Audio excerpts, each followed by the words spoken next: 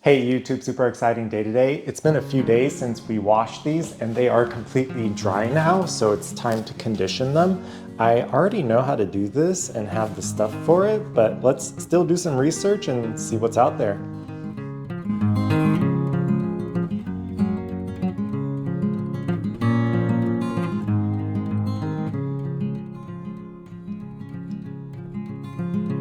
Okay, instead of using the official Hestra leather balm, I use Snow Seal, and Hestra also says to avoid heating source, but this says warm the leather, so I do heat it up a little bit. Let's go set things up.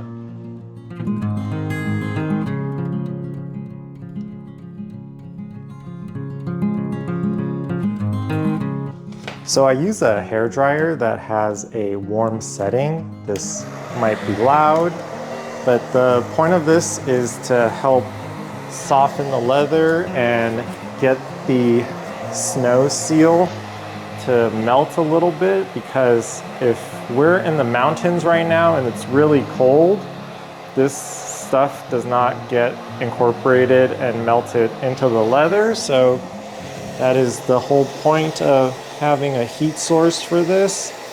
I think with the Hestra's balm, it's pretty soft, so they recommend no heat source, and I keep doing this until the leather doesn't want to incorporate any more of the wax.